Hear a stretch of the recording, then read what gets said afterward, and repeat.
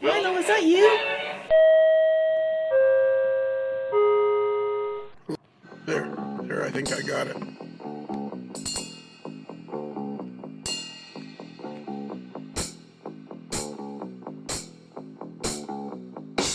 Okay, Dave. So this is an experiment in the world of AML bot podcasting. With all the carrying on that's happening, I did a podcast about a week and a half ago called "Let's Hug It Out," and then so many people seemed to appreciate it. So then I talked to Chris Adams, and then I talked to Tracy Boyd, the official flight attendant of the AML network, and then I talked to our buddy Tony Cook, who's the editor of Model Railroad News.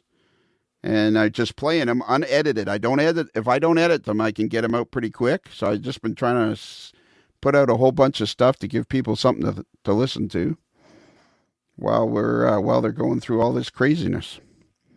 And I thought you would be perfect for this job because people really responded to your 3 interviews. And I thought, you're going to be perfect for this gig because you got to be going just about batty with your job, trying to get through this mess. Yeah, I'll tell you what. This has been about as amazing and trying a 3 weeks, two to 3 weeks that I've ever had in my career, which is saying a lot given what we've gone through so far. Well, yeah. Are you getting any sleep for starters? Yes. Thanks to a amazing wife and young kids that are open to being parented and that are receptive to the fact that my wife and I are pretty straightforward with them and they respect our place and things. When I come home, it's the gears have to shift and I have to deal with little kids and I'm very lucky to be able to get some sleep. Because if I wasn't able to do that, I'll tell you things would really be out of control. But I don't know that I've ever dealt with anything on the railroad where things can change moment to moment, minute by minute.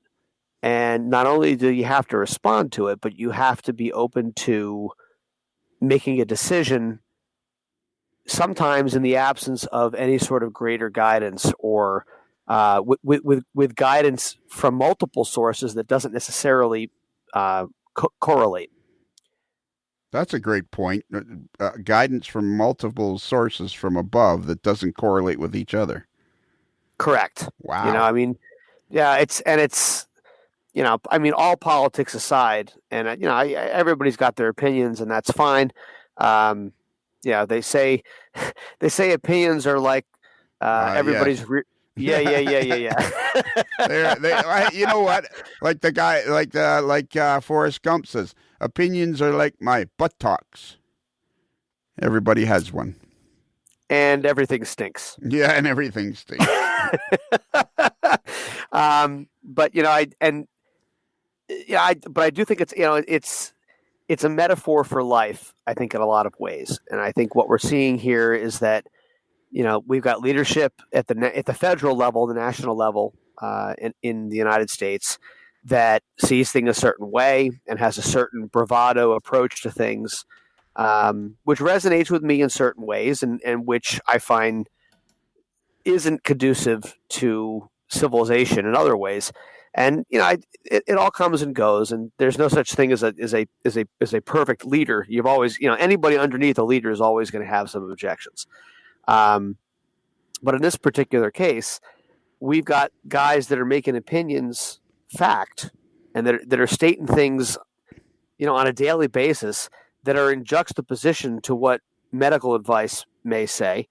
And then we've got medical people that would prefer that the whole thing be shut down. The entire economy, the whole nation be shut down for an undetermined amount of time.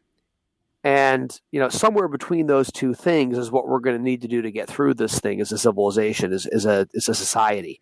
And the real trouble is that the railroaders and the truckers and the quote unquote essential employees, we're sort of caught in the middle. Oh yeah, exactly. That's why I thought it'd be great to talk to you. Can you turn your camera on for a minute so I can post a picture of us talking? Oh, I'd be honored to. Let me. Yeah, because I look particularly good. Maximize full. Oh, there we go. There we go. Yeah, there we go. All right, here we'll give you a little. Yeah, give us a little light there. Little light. We'll give everybody a thumbs up too. Here, where's my thumb? There it is. There. There, a little bit. That's a little bit too much light. Well, okay. It's and give us a thumb. Yeah, give us a thumbs up there too, Dave. There, boy. Boy, perfect. Okay, now you can turn it. We don't want to look at each other anymore. So that's got to be. That's got to drive you slowly batty, trying to figure out, because doesn't the railroad have like all sorts of federal rules that you got to work under? Well, correct. And I think one of our real challenges right now is to deal with federal advice, which comes on the airwaves. To my knowledge, there's not a direct line of communication between the federal advice givers, the president, vice president, and the leaders of my company.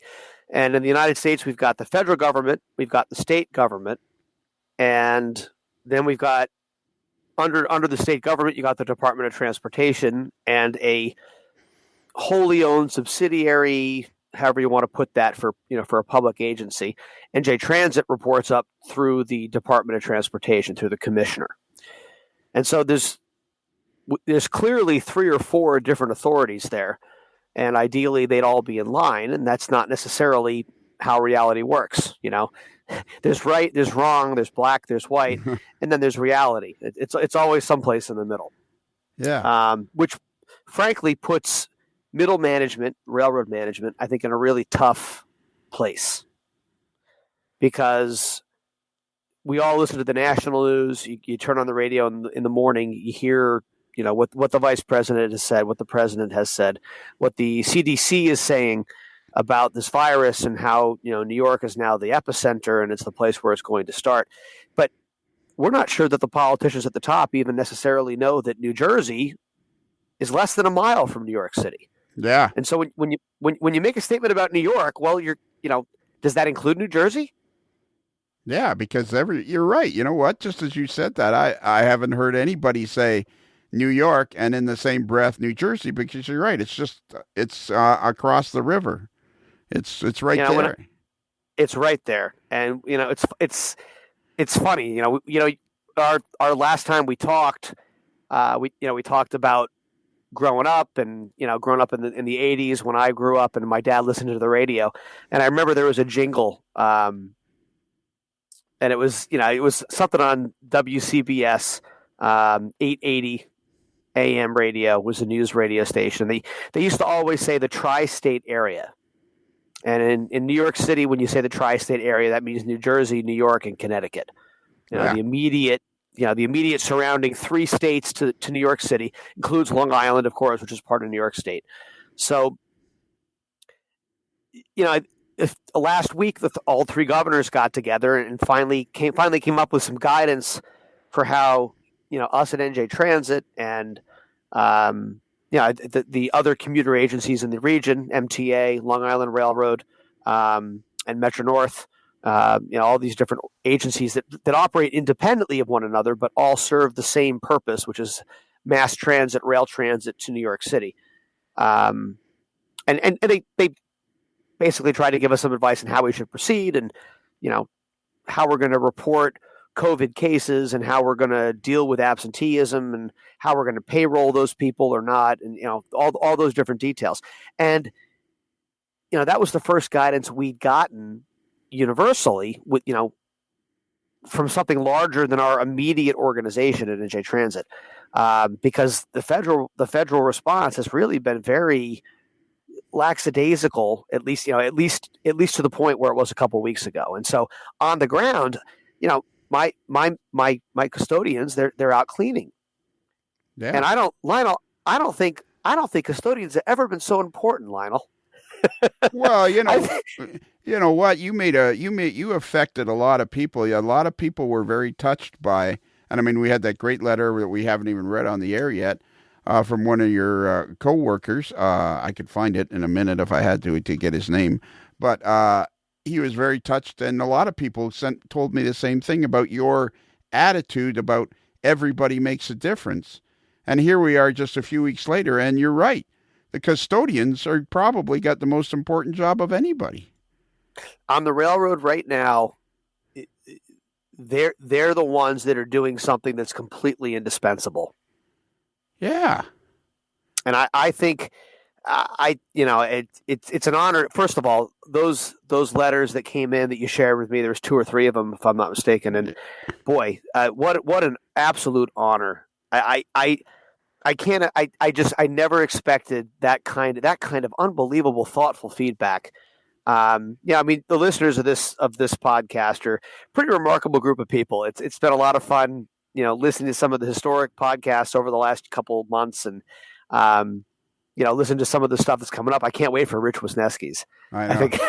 I can't wait to hear it. I've been checking to see if that's the one that pops up on the next Monday or not. But I was really touched. I was really touched by some of the feedback.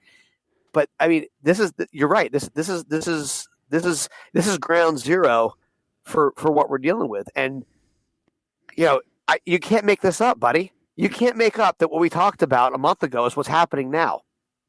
Yeah, exactly. What we talked about, and what really touched people. I mean, everybody enjoyed the whole series, but I mean, what really touched people the most was your attitude towards, and it very much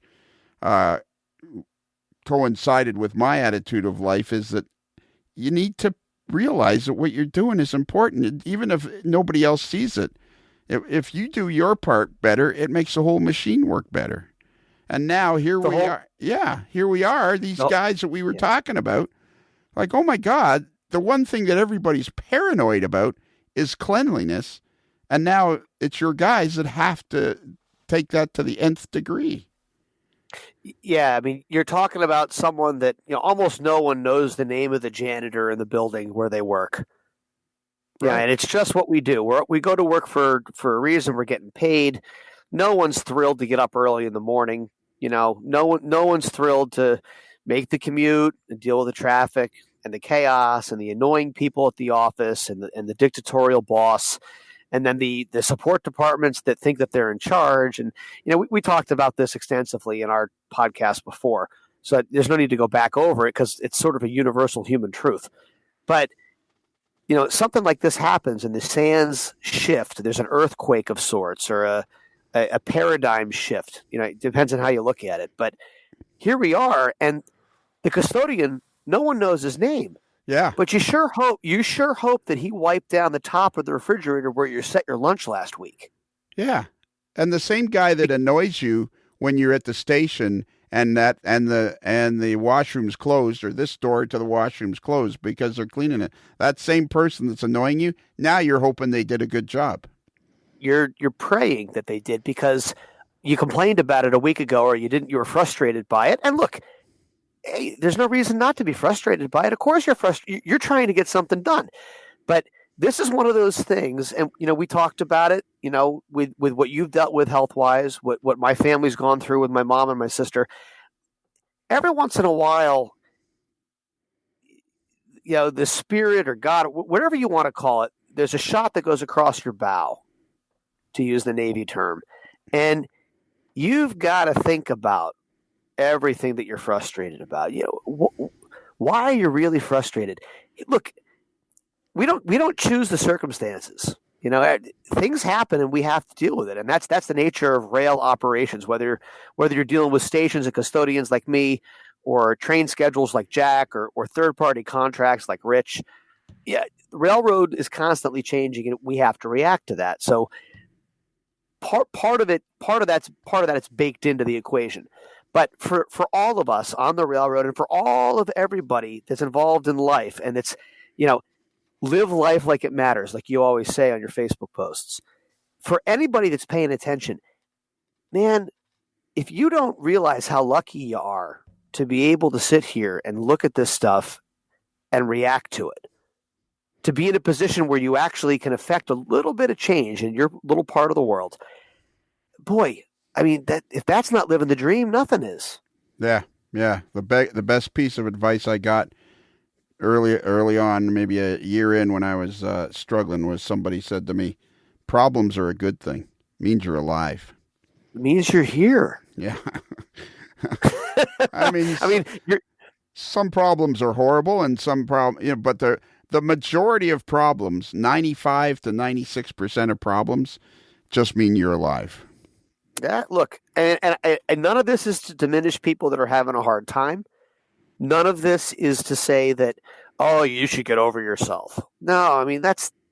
I mean, we've all heard that, and everyone knows that's not productive.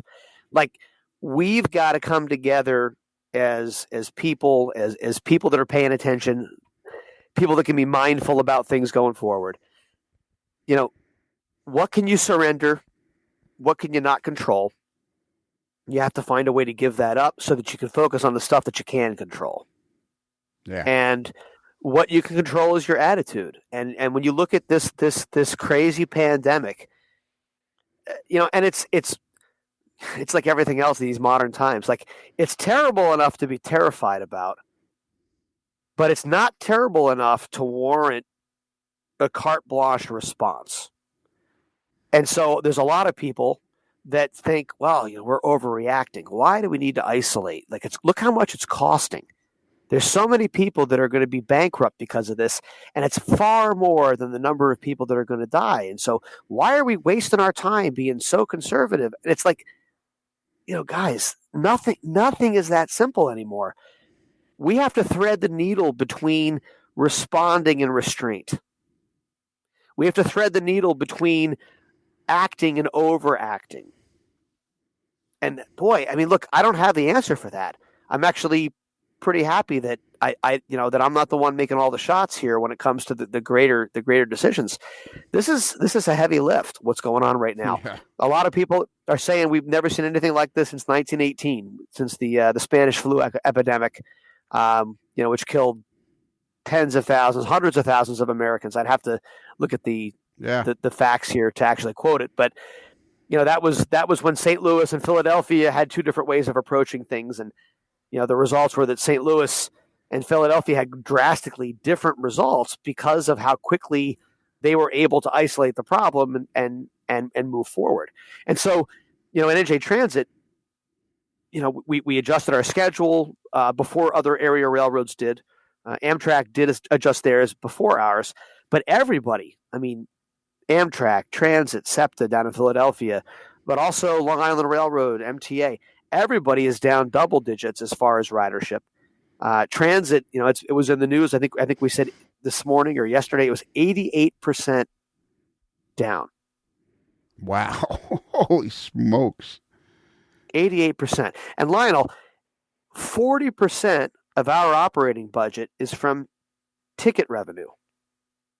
Yeah. So when you're down 88%, that basically means you've lost 35, 36% of your revenue for the year. Yeah. And you keep this shut down till late April, May, June. I mean, who knows? At this point, who knows? President Trump says, "Oh, we're going to try and get it back up by Easter." I think that's to start the discussion. I mean, because there is a huge economic impact. But again, politics aside, you're still looking at weeks and weeks of a shutdown here, and we don't have the tax revenue, the income on NJ Transit to float that over a half year, and I don't think most companies do. Yeah, well, you take my little company. I have 8 employees, and last Thursday I closed the doors. They've been out of work for a week now, and I would say to people, I mean, I'm lucky because I'm at an age now where it's not really important to me. It's really, I'm only running it for the people that have worked for so long, and I don't want to turn my back on them. But I would say at this point, there's a 30% chance it'll never even open its doors again if it goes on much longer. And this, and now, this is the crux of the argument. And the political leaders, the people at the top, they have to make a determination on how deep it goes, how long it goes, and exactly who has to close and who doesn't. Yeah. Now, I for one, am very happy that the liquor stores and the breweries are considered, imperative. I just got to be honest. I mean, that's important. I'm sitting here drinking my stout and talking to a good buddy of mine, and so I'm very happy that I'm able to go out and buy the stout when I got to buy it. Right. Yeah. But all kidding aside, like there's everybody says, oh, this could be as bad as 2008. Which of course was the U.S. Mortgage and insurance crisis that we had, the last major financial calamity. And right now, I'm not a doomsday guy, but I'm looking at some pretty dark clouds on the horizon. It's hard to imagine. It's hard to imagine things being better than that. It's pretty easy to see it being worse than that. Well, I try not to talk about this hardly at all anymore. Only because I think it's time for me to try to move on, but I'm not having that much luck with it. But I am convinced beyond a shadow of a doubt that one of the things that got me through my stage 4 cancer was about 3-4 weeks in. I thought to myself, you know what? There's not much more I can do than just keep going until something bad happens. And I think if people could just kind of, and I'm convinced that was one of the things that got me through it was I just kind of went, well, I'm not sick yet, so I guess I'll just keep going. And every day I'd wake up and I'd go, I feel okay, so I'll just keep going. And I think if people literally can take it that way, and it's like, well, don't try to predict the doom and the gloom, or don't try to predict what's going to happen until we get there. But I think it'll take a lot of stress off of people. I think the anxiety that we talk about so much in modern times is a sign of the fact that as humans right now, we have an unprecedented amount of free time. We have an unprecedented, wonderful run. We have it so easy in a lot of ways compared to a generation 3-4 generations ago. So it's easy to lose sight of just how good we've got it. And so when things start to turn bad, which they certainly are right now, it's easy to get upset. It's easy to start to overreact. It's easy to start to be very anxious. There's a lot of fear out there right now. Yeah. But in the end, Franklin Roosevelt, back in the day, one of the great American presidents, he said, look, the only thing we have to fear is fear itself. Guys, there are still solutions. There are always the sunny side to the dark side. Yes, there's a lot of darkness right now, and I don't mean to minimize it. A lot of people are having a hard time, and that's likely to increase here. But of course you can focus on that. It's very real. I'm not saying ignore it. You have to honor it because it is real. But we've all got to find a way to come together, to find things we've got in common, and to focus on things that we can do to change it. Yeah, exactly. And look, there's nothing like a death sentence, bud. You know it. It catches your attention. You know it. It wakes you up a little bit. And as humans, we tend to fall asleep emotionally. We have a way of, oh God, I get it. That damn alarm, it goes off so early. Well, yeah, and thank goodness you can hear it. Yeah, that's it. And that's a very hard thing to deal with. So, it must be hard for Jack. So, like, and obviously, just like the last time we talked, don't say anything you don't feel comfortable revealing. And by the way, that fella's name that wrote that letter that I sent to you was Tom Murphy. And he's dispatcher B from 12 a.m. to 8 a.m. Yep, he works for the bus operations side of things. And for a bus operations employee at Transit to be listening to this thing and to reach out to me directly, it was very humbling. Believe me, I printed that out and I saved it because that meant a lot to me to see that. That was special. And and again, Lionel, you're the guy that's making the glue. You're the guy that's able to bring people together. I mean, to think that somebody at Transit who works, a 20-minute drive from where I work, somebody I would never have met in an organization of 11,000 people, and Tommy sends me an email. Yeah. Hope this isn't inappropriate. And I said, whoa, this is great. This is great. Just move your microphone 1/64 of an inch away from your mouth. away.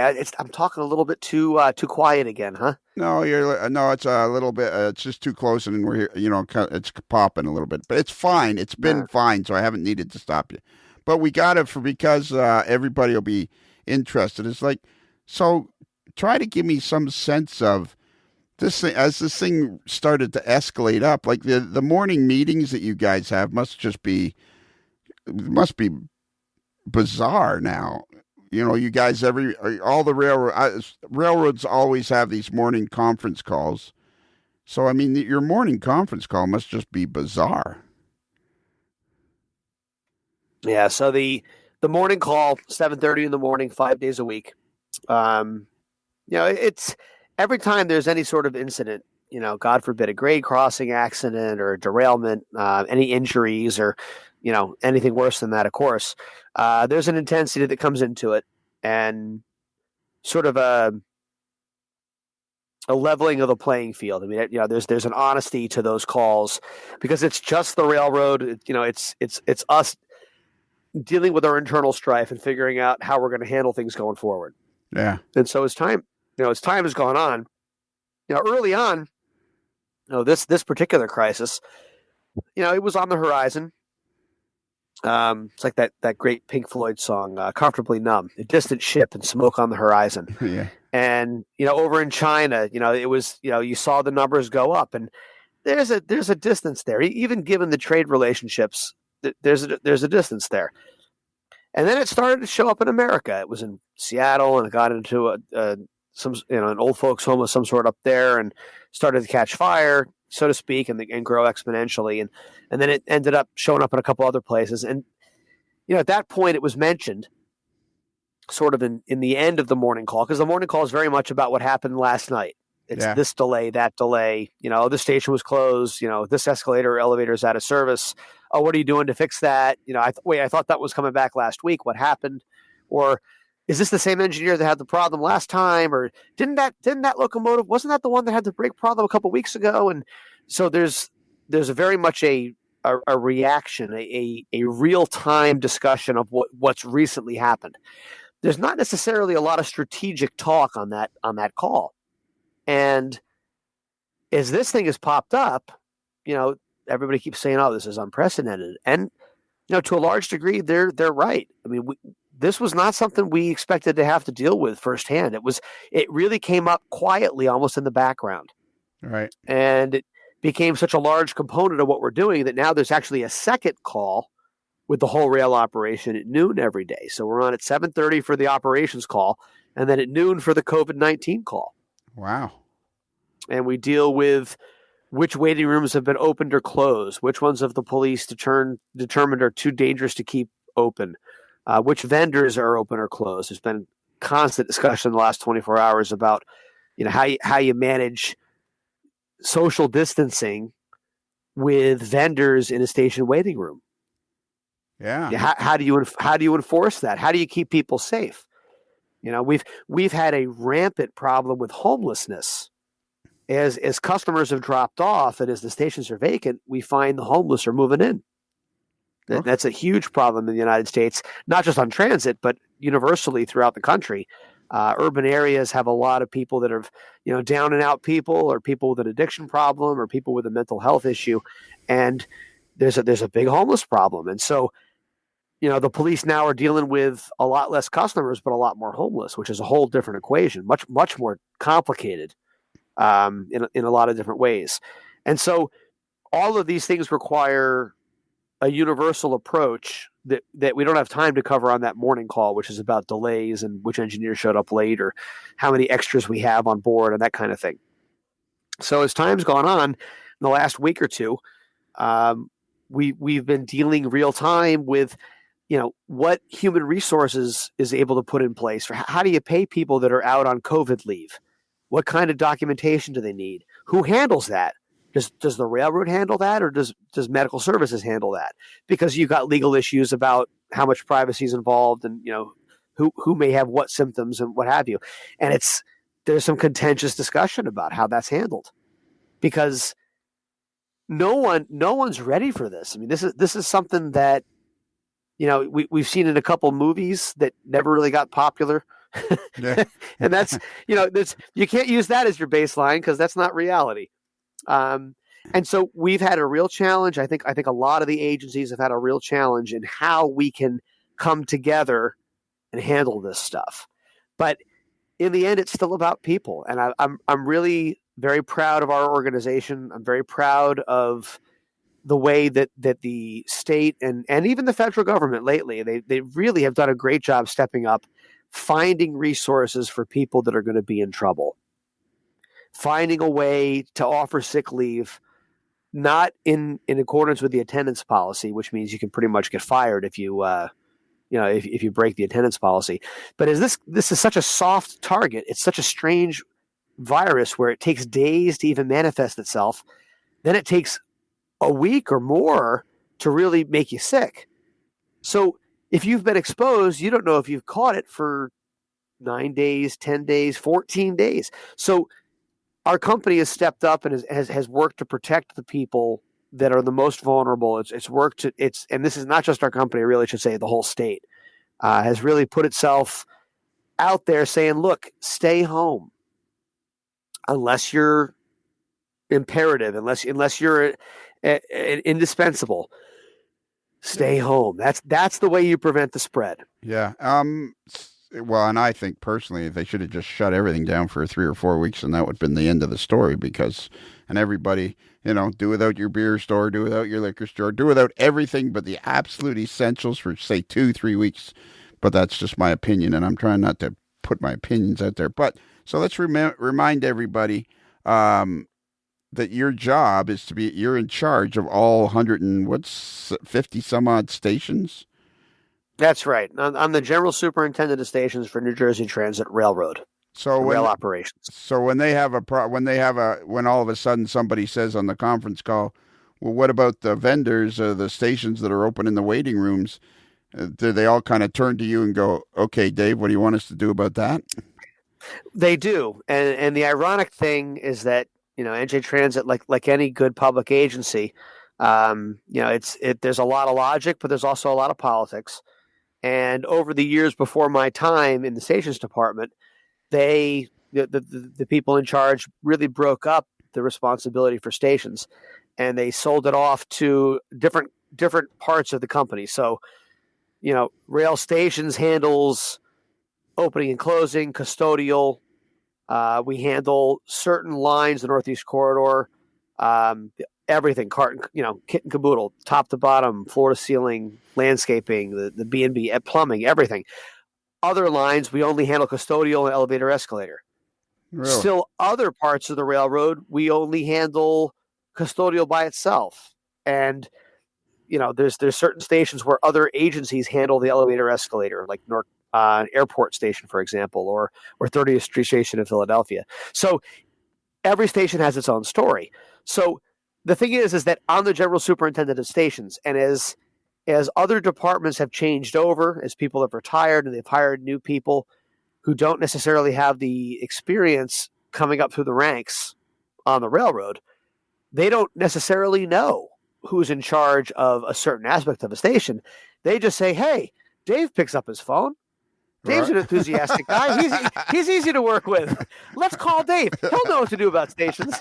Let Dave try it. Let Dave guy. Just give Dave a call. He's friendly. He's great. Well, the downside to being enthusiastic and excited about helping people out is that everyone calls you, even though it's not necessarily yours to speak on. Yeah. So it raises, because early in my career, I was happy to speak for other people's responsibilities, and I got myself good and burned as a result.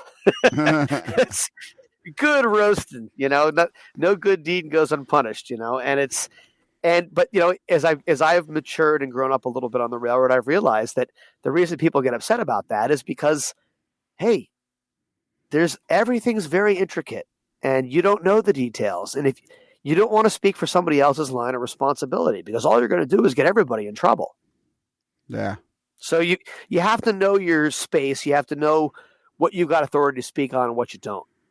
And when it comes to, go ahead. I was just going to say, and do you feel like because this emergency is so massive and so 9/11ish, that people are kind of like, let's forget about let's forget about etiquette so much, and let's just try to work together. Yes, and I think there's a bright side to that insofar as that people really do want to get through it together. And like everything in life, there's balance. The dark side to that is that they call you because they know you're going to pick up the phone. They call you because you're reasonable and you've worked well in the past. And they ask you things that in normal times they would never ask you because they know it's not yours. Right. But in a desperate time, hey, maybe Dave knows what to do. Yeah. Maybe Jack can figure this out. Maybe Rich knows who to talk to. Yeah. And well, that's all well and good, except that there's still a protocol in place. There's still a list of things that we're all trying to work on. And when the people that are hard to deal with on a regular day, when you add the stress level of this chaos and the budget crisis and how we're going to figure things out and this ongoing PTC thing, the signal thing, I can't speak too much on it because I'm not the authority on it at all. I deal with stations, which has almost nothing to do with signaling. Right. But we're finally into this revenue service demonstration for the positive train control, the PTC, which is the universal United States approach to signaling going forward. Right. And as a result, we have to run revenue trains to be able to pass the test that's set out there by the FRA for us to get through. And the FRA isn't putting that aside for now? I haven't heard anything about it from the FRA standpoint. And again, I'm not the expert. I don't mean to be speaking out of turn with that. But I can say that, I mean, logically, my civil engineer brain is like, has anybody asked the FRA to just postpone this? Because everything else is postponed. Yeah. But there's never ask a civil engineer for advice on anything besides civil engineering. Because we got lots of opinions. Yeah. I think you and I can agree on that. Yeah. I think we have that in common. I feel like I'm surrounded by engineers. Kaylee's an engineer, and Bruce Wilson, the moderately agitated mailboy's an engineer. I'm surrounded by them. And those are two brilliant people I really enjoy speaking with, and both of whom, Kaylee, I met before knowing about the podcast. I met her through an open house that I had as part of one of the RPMs. And it turns out she's a big Conrail fan, and she came down in the basement. And I said, what a neat person. I mean, she was really enthusiastic. She knew what she was talking about, and we've been in touch since then, only to find out that as time has gone on, she's a huge part of what you guys do at AML, and brilliant woman, and someone that I really feel very thankful to be friendly with. What just somebody that's really opened my eyes to parts of the hobby that I wasn't open to before. The ESU Loc programmer. I would never have bought one of those if it wasn't for her encouragement. Oh, cool. But what a difference it's made. So it's again, you're bringing people together, and I think there's a lot of value in that. So I appreciate what you're doing there. Yeah. But as far as this current situation, Lionel, I don't know. I can tell you that in passenger railroading in 21 years, I've never seen anything like this. Nothing close. Yeah. So, and it makes you wonder what's going to happen going forward. We don't know. It's got to be. So we've got to just keep going. Yeah, it's crazy. Headquarters is a ghost town. I was down there this morning, and you normally walk in, you got a routine, but the cafeteria is closed. The guard people downstairs are still there, but you press a button on the elevator and it's there waiting for you. You don't have to wait because there's nobody else there. You get in the elevator, there's signs that say 2 people per elevator max, social distancing. You get to your floor and the door opens and there's nobody there. You go to your desk, there's maybe 1 or 2 people that are within sight. That's it. And now there's 2,000 people that work at that headquarters building, and everyone is either in the field or at home by order. And have you worked at home, or are you working at the office? I've been. A lot of people working from home.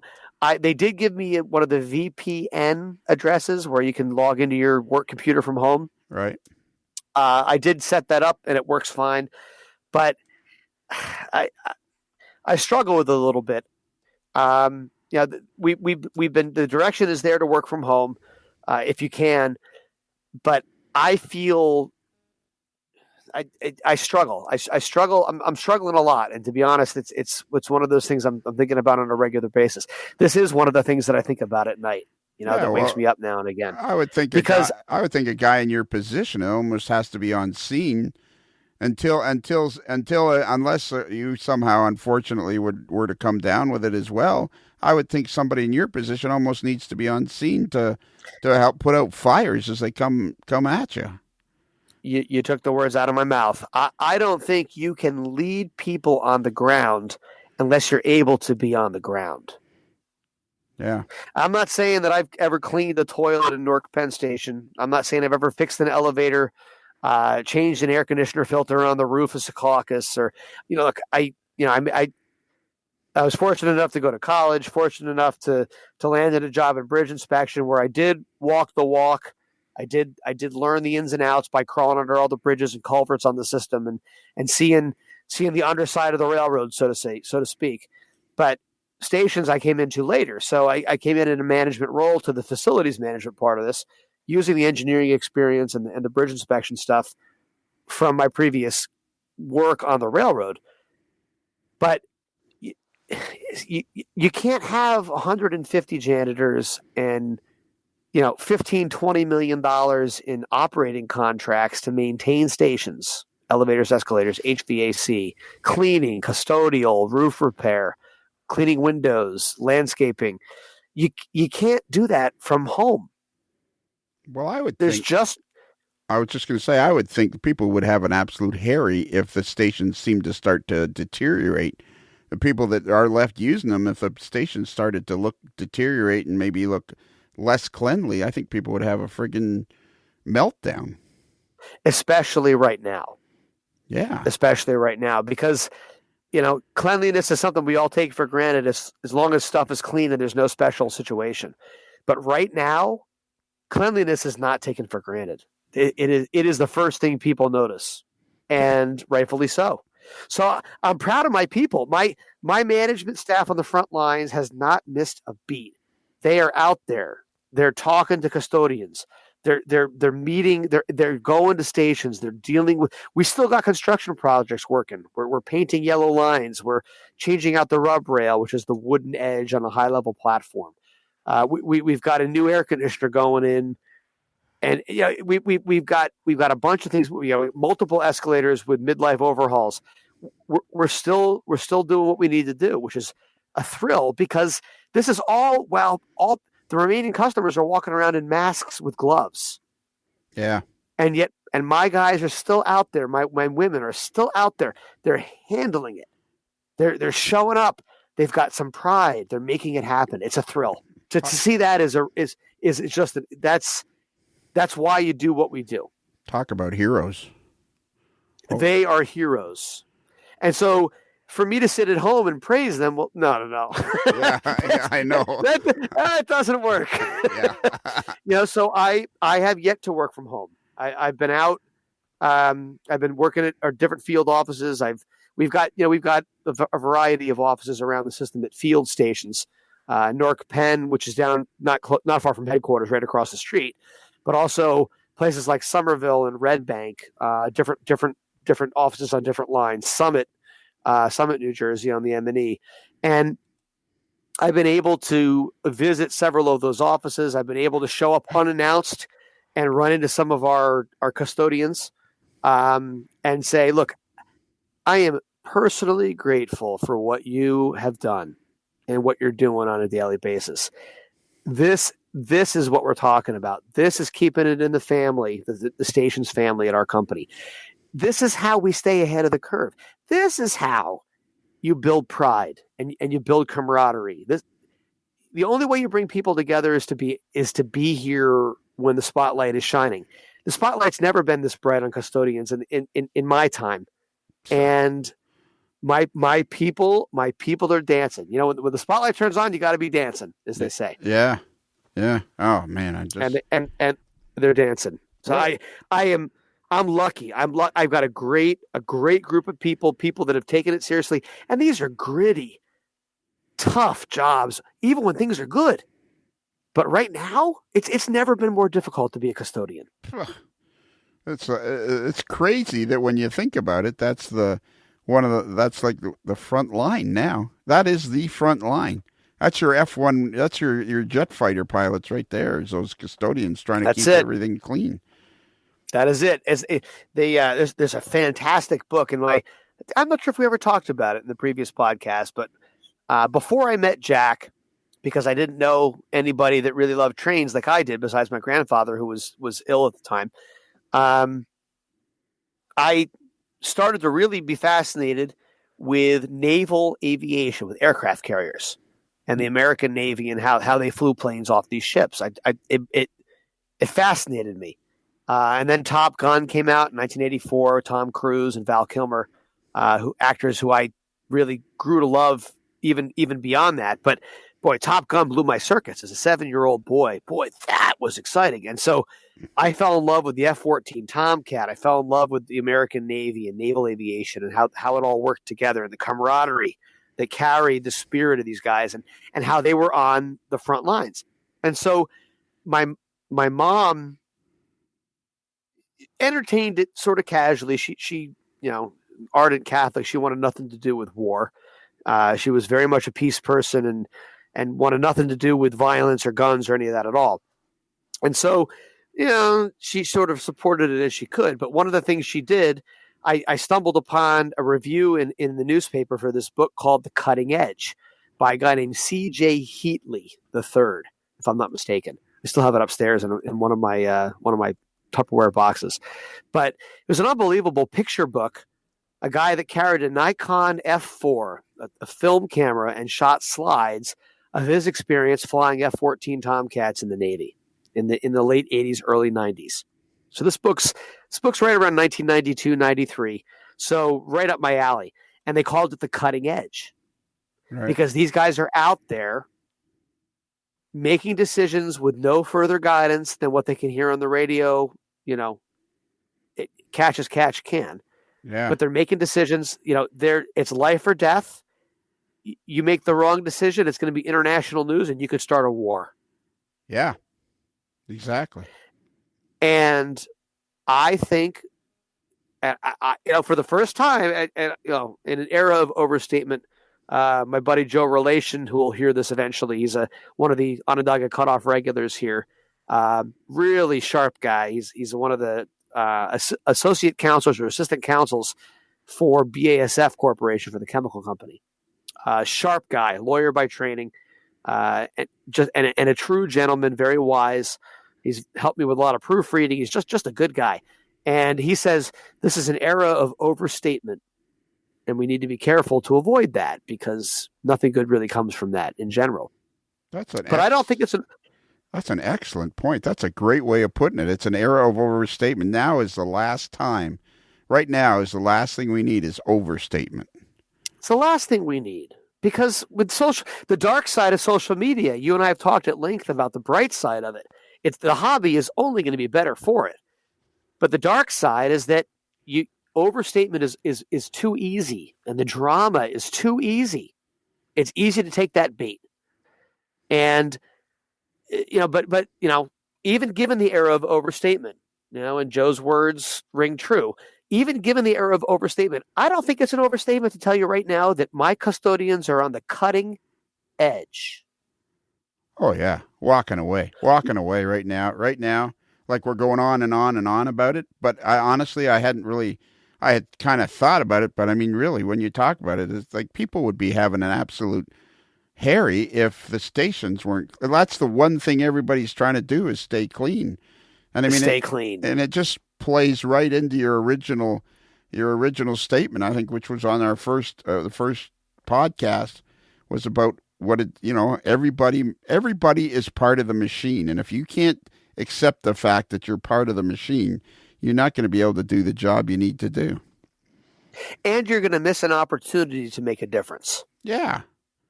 Everybody has an opportunity to make a difference. You don't know when the spotlight's going to turn on. That's just one of those truths. I mean, if you knew that, well, then life you'd be able to get a lot more done in your hobby. Well, yeah. That's for sure. You'd be able to have a lot more fun because you could schedule your time accordingly. But I'm going to say that if you can figure out a way to embrace what's yours to change, you've got an opportunity to make a difference that will echo forever.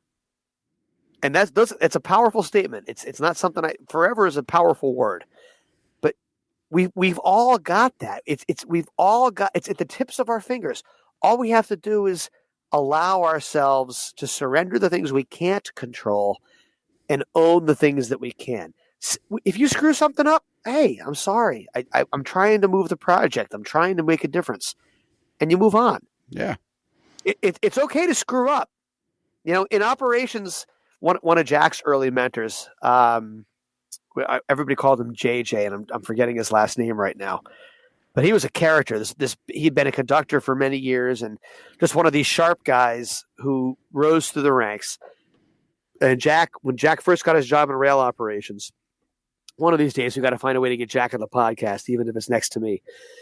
But Jack had he'd been in GIS in the planning department, right. Geographic Informational Systems, and finally got a job in rail operations and rail service planning.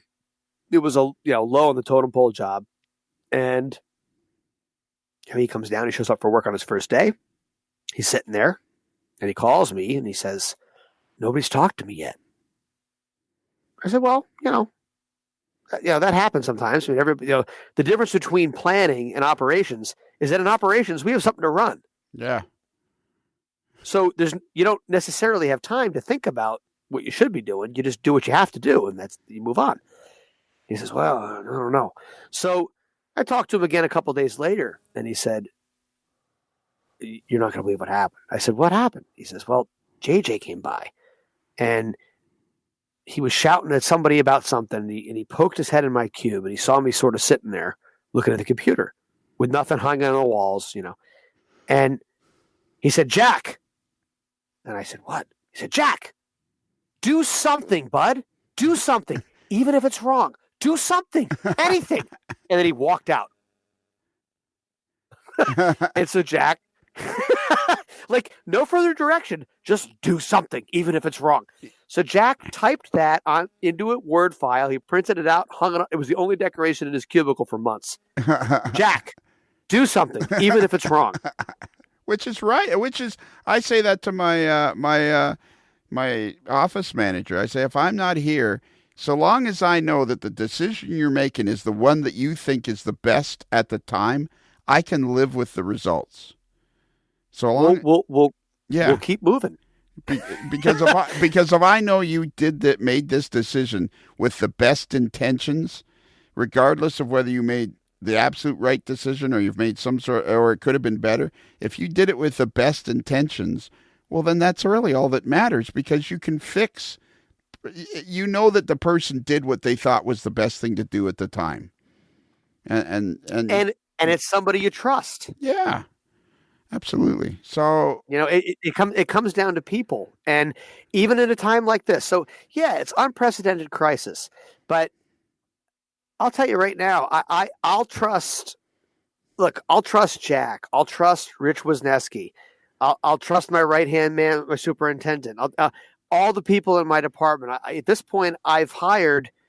It's a 14-manager department. We've got 2 openings right now that we're trying to interview for. But of the 12 managers, 11 of which are not me, I've hired directly 9 of them. Right. And the other 2 I promoted. And I trust all of them. And so, God forbid I come down with this thing or I can't be there, I trust them. And every day I'm dealing with whatever the latest crisis is. And there's 12 people out there that I haven't talked to that are out there running their shop, making decisions and moving on. And I trust them. Yeah. Because they're doing it with their heart. They have the company's best interest in mind. And I'm fortunate to work for a company where it's the public's best interest. We're we don't make any extra money for doing a great job. That's not how public service works. That's not how rail transportation works. And despite that, my people are showing up. They're at work on time. Our stations look clean. There's the pride is still there. They're coaching custodians that are dealing with the just awful stuff on the front line, and they're still out there. And it makes me feel good. That's maybe that's why I can sleep well. Is that I know these people. I've done everything I can to support them, and I think they know that. And I just hope that I'm able to continue to offer that energy as we all survive this, as we push through it. But they're on the cutting edge, and probably for the first time. So, are you and Jack and Rich and whoever else are you close to? Are you guys kind of like constantly talking to each other right now, or? Oh yeah, we absolutely are. Jack and Rich are still. They're both of them are able to work from home recently. Different circumstances, but this is the power of the internet, the power of social media, is that we're all in the same calls every day. In fact, you get a kick out of this. This is hilarious. So, a couple days ago, was it Monday? I think it was Monday. We had that noon call that I was talking about before, the COVID call, right? And we've got 25 of the company's top managers, railroad, but also environmental, corporate, executive, on this call. And Ray Kennedy, the president of the railroad, formerly a vice president and then acting president of the Long Island Railroad, who came out of retirement to come back to NJ Transit to help us out here in our time of need in the last couple of years. He runs the call, and he goes over the hot topics with COVID, whatever the day is.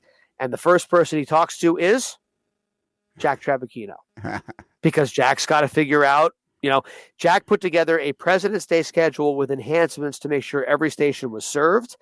And then Jack's staff had to figure out how to crew it, how to turn the equipment, how to inspect it. Where do you fuel it? How do you make sure the engineers have their rest, and how do you deal with absenteeism? And they did this all in a matter of days, Lionel. Wow. Right? Then the next person that the president of the railroad talks to says, "Hey, Dave, so how are we doing on this, that?" So I speak up, and we talk about this, that, and the other thing with station closures, and how we handling elevator inspections, and what about vendors, and who's coordinating with real estate. And then the third person, guess who that is? That's Rich Wisniewski. Rich, how are we doing? So the brain trust of the Onondaga cutoff was the first three people that the president of the railroad talked to to deal with real railroad issues. And I'm sitting there on mute, and I'm smiling. I'm so excited. Like, what, you can't make this up. What a privilege. What an absolute blessing to be able to have people this bright that are in both feet on my little model railroad world that we've got down here in the basement where I'm sitting right now talking to you. And then on a $3.6 billion passenger railroad, largest statewide transportation company in the United States of America, moving 280,000 people to and from the most important city in North America, but certainly the United States. And 1, 2, and 3 on the call. And I thought to myself, boy, I need to make a note of this, because someday when I retire, and God willing, I'm an old man, like, I'm gonna laugh when I think about this. You can't make this up. Well, so would it be fair to say that if not for the Onondaga cutoff, the New Jersey transit system would come to a grinding halt? No, the best thing about work is that you're always replaceable, and the worst thing about work is that you're always replaceable. Yeah. So the railroad would keep on going, obviously, but okay. But that said, I feel very, very, very lucky to have these guys as good friends and to have them as coworkers. It makes every day, colorful and I don't know. It literally is living the dream. I feel very lucky. So let's get down to some serious business. How is this crisis going to affect the Onondaga cutoff? We had to cancel for the first time in 10 years. We had to cancel an operating session. Yeah. And it's everything. I hated it, Lionel. I hated it.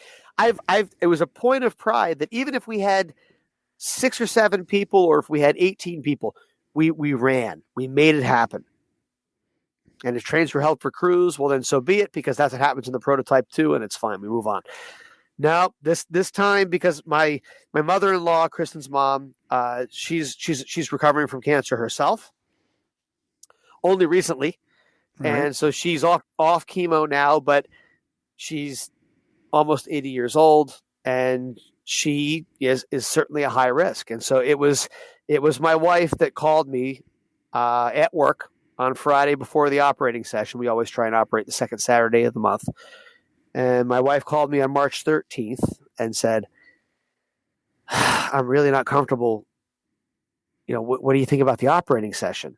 And I said, well, what do you mean? What do I think? I think we're going to have it. And she says, well, I've been thinking about it. I'm looking at the news, and I know it hasn't broken here yet, but this COVID thing's coming, and my mom's high risk. And I said, Kristen, tell me what you want me to do.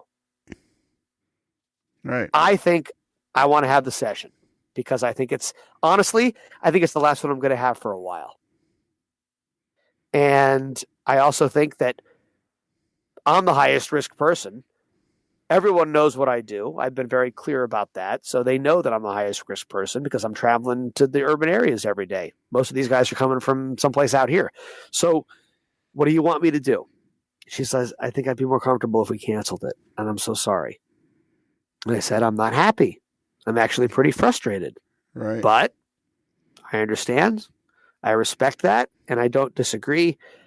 Let me get off the phone with you and let everybody know. So you actually said to your wife you're not happy? Yes. Are you like the bravest man I've ever met? Well, I'm just blessed with a very wonderful wife who knows when to hold him and knows when to fold him. As Kenny Rogers would say, rest his soul, of course. Yes. So it's fair to say that the Onondaga Cutoff had a conference call with the president and the chief operating officer, and it was decided in a group call that this is the best way to go. That's correct. I called Jack right away, and I said, I'm pissed off. And he says, he's like, I think I probably know why. And I said, yeah. And he said, I can't believe this. Both he and I were early doubters in this whole social distancing thing. We understand exponential math, but we just didn't see it being, again, it's an era of overstatement. We thought it was being overstated. And in hindsight, my wife was right. We should have canceled it. I'm glad we did. I hate it. I miss it. I desperately miss it. And everyone after that has canceled operating sessions. And I haven't operated a model railroad now in close to a month, and it's driving me nuts. So is the Onondaga? Because I love it. Is the Onondaga Cutoff now? It's just dark. No, it's behind me. I've used the time to add some details.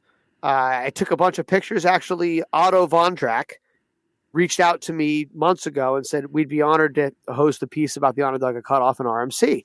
I said, I'm thrilled. My God, absolute honor. So I've taken the opportunity of the last couple nights, last 2 weeks or so, to draft up a piece for Rare Model Craftsman and to take the photographs, which I'm just about to submit. I'm actually going to do that probably in the next 24 hours to Otto for consideration. And God willing, we'll see an article on the OC with never before seen photographs and never before seen text in Rare Model Craftsman sometime this summer or early fall. That'll be cool. So yeah, and so it's the hobby. The hobby is growing. It's getting better and better, and the connectivity will only benefit that. I can't thank you. I'm personally grateful for what you've done, Lionel. This is a remarkable community you've got set up, and it's really encouraging connectivity where there wasn't as much before. So thank you. I think this hobby is going to explode because of the social media, and the more we utilize it, the better it's going to get.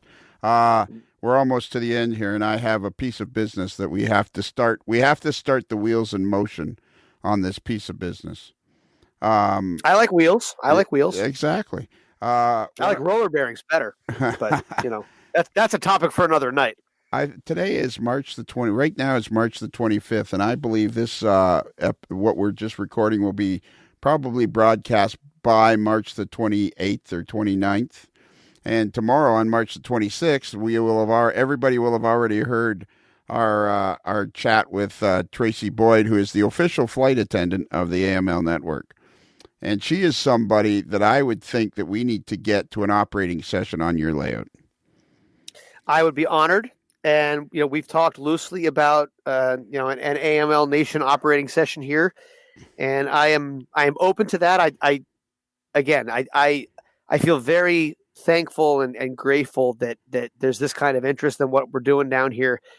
You are welcome. Let's do it. Let's get going. Yeah, we need to get Kaylee and Tracy there and start pushing that part of the hobby, because Tracy is a perfect candidate, because you operate a lot of your trains are run throughs, right?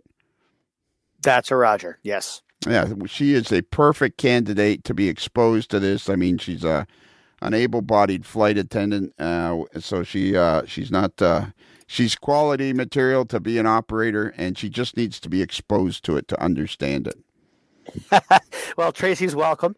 Ironically, my dad's second wife, my stepmom now, a woman named Brooke Abeles, who lives in the house that I grew up in Long Valley, New Jersey. She was a flight attendant for 25, 30 years. Okay. And so I've talked with her for hours on end about union assignments and bidding bumping rights and how the airlines do it versus how the railroads do it. And she understands the acronyms. There's a lot of opportunity there. So we'll give Tracy a signal car. We'll give her a throttle. Yeah. And away we go. Perfect. That's perfect. And I definitely am. I'm definitely coming sooner rather than later. And we're gonna just keep making this whole connection just grow and grow and grow.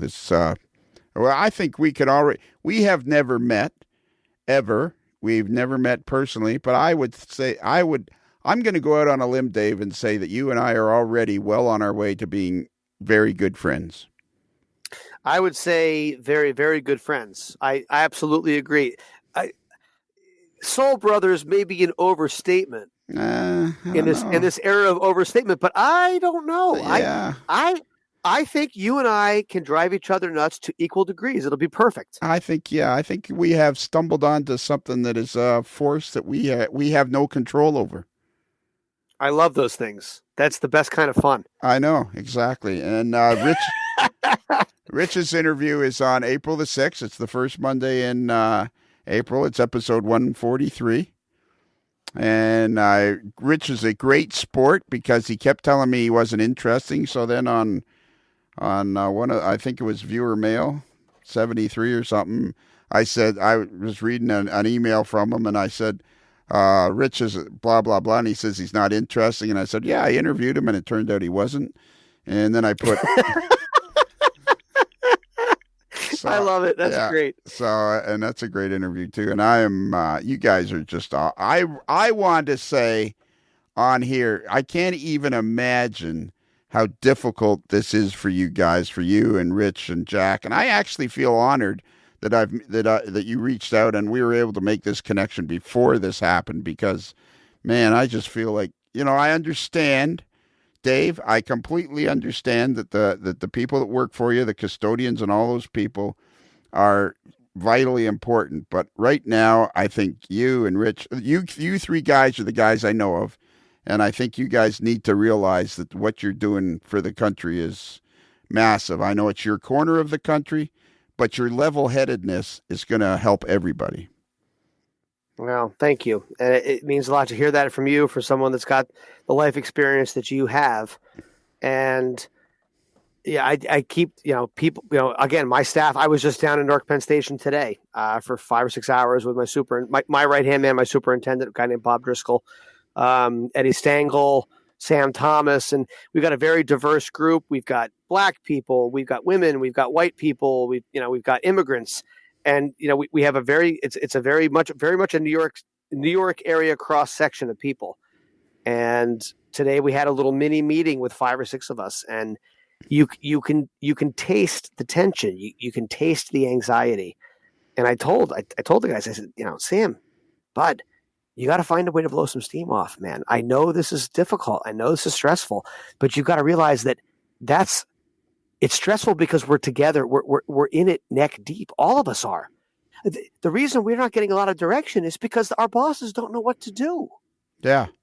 Yeah. And so we have to do something, even if it's wrong.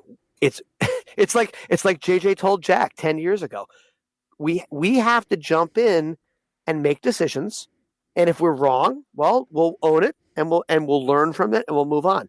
But doing nothing is not an option. We have an operation to deliver. Yes, it's a modified President's Day schedule. Yes, our ridership is down dramatically. We don't know what that means except for a lot of lost revenue. But it's our responsibility to do the best we can with what we got. No one's cut janitors back. No one's cut stations back.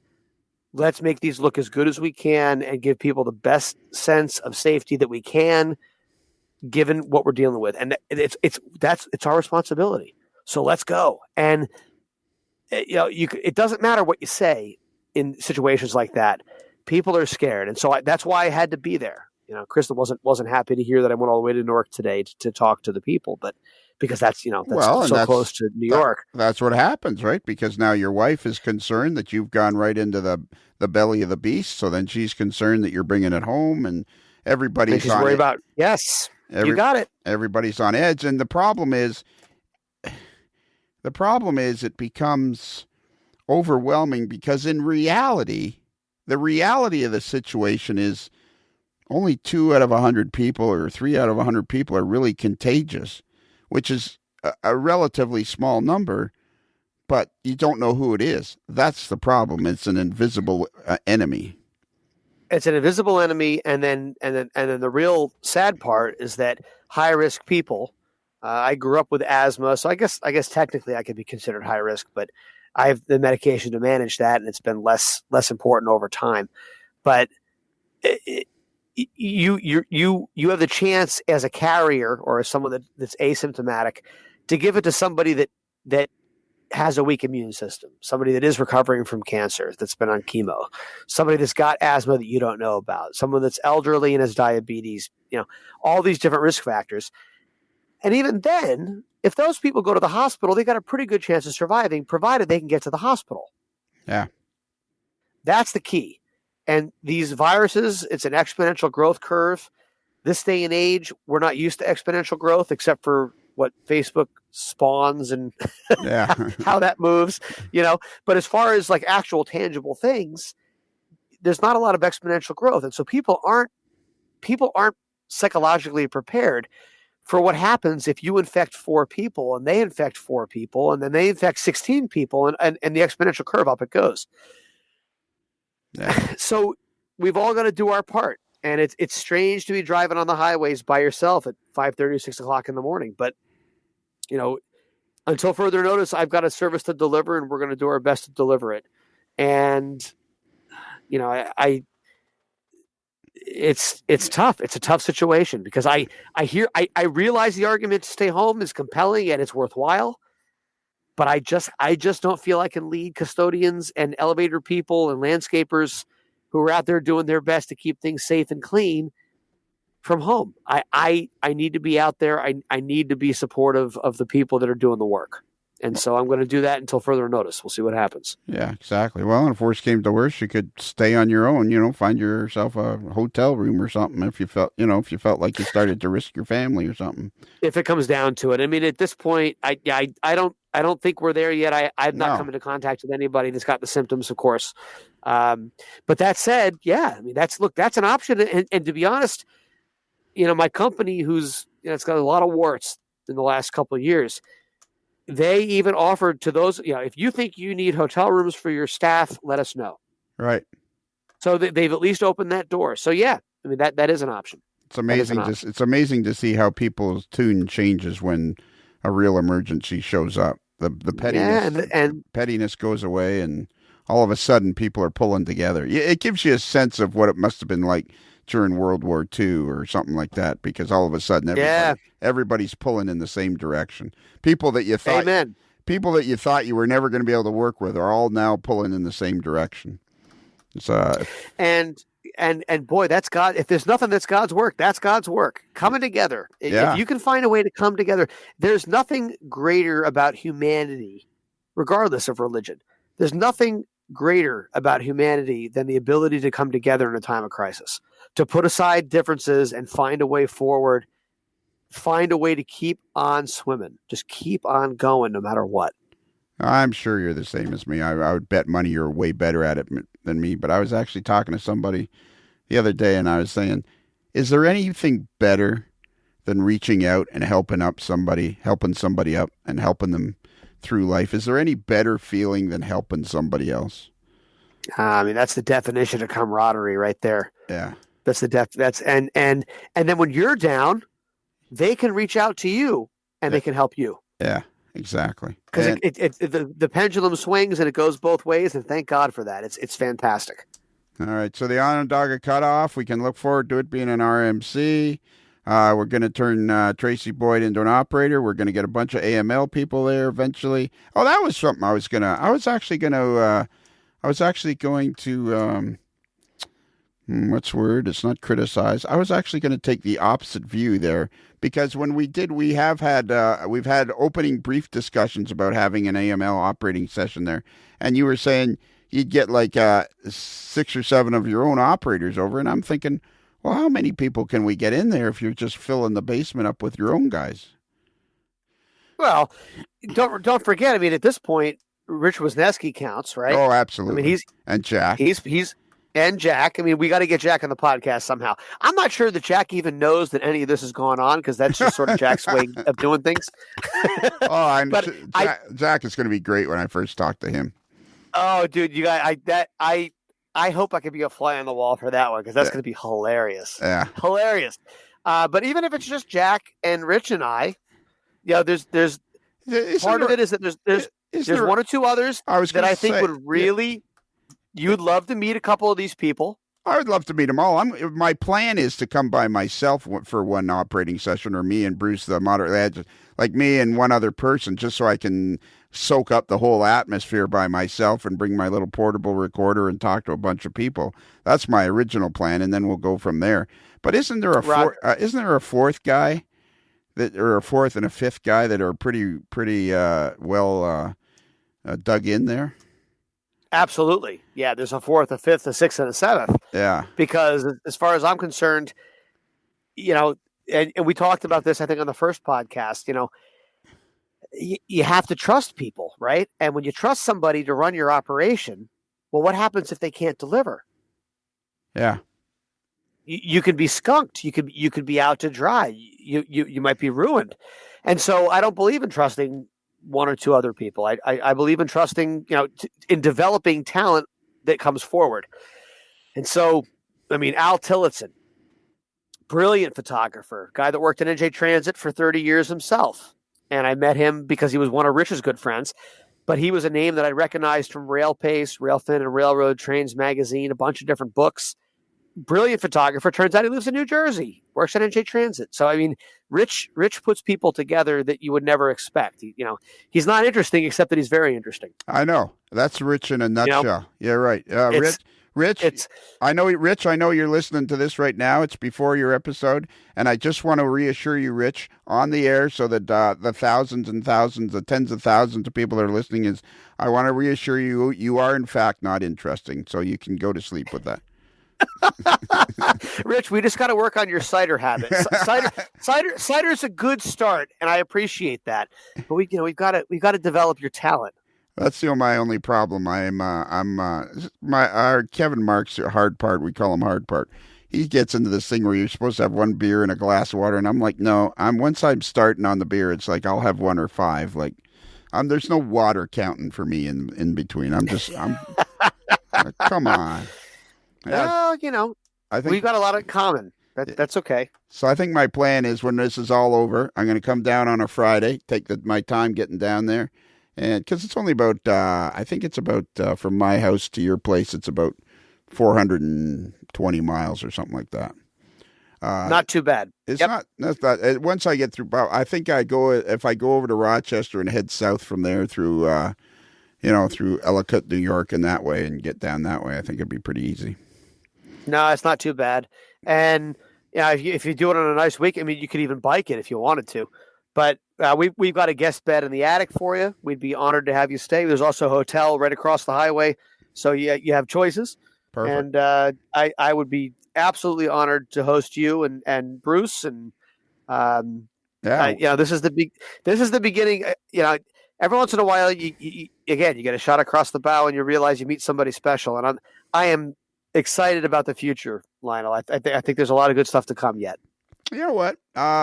This sounds really, really corny. But I know it's true. I've been through, when the best way I just try to describe this thing to me, and now you got me talking about something I'm trying to stop talking about. But I was so scared when I first got stage 4 cancer. I can't even describe to you how scared I was. I felt like I had completely let myself down. But in a small way, I can tell that your personality is going to improve my life going forward. And don't get yourself excited. It's not going to change my life. But it's going to be, your friendship is going to improve my life going forward. Now that your friendship has already improved mine, because you've lived through hell, my friend. And look, life is not about feeling good. Okay. I don't think feeling good is in and of itself that valid. I think, I do think that balance is the way forward. And that's what real darkness gives you. It gives you contrast to appreciate just how good things are most of the time for us humans right now. Yeah. So how about if we leave it like this? Can you do me a real big favor and you and Rich and Jack, can you guys be really, really careful while you're trying to keep the New Jersey transit system going? I promise you I will. That's good. And I promise you I'll carry that message to them tomorrow. Yes. I would appreciate that. All right. We're going to give out our email address. It's LJ, it's modelers, not my personal one. Almost. It's modellerslife@gmail.com. We got a website, amodellerslife.com. Go there. There's all kinds of cool stuff. Send us in an email about this, because everybody was all excited about hearing Dave before. Tom Murphy, you got to send us in another one. And are you ready for the end, Dave? I'm ready for the end. Okay. So remember, a Modeler's Life podcast is considered marginally adequate by 6 out of 10 railroaders.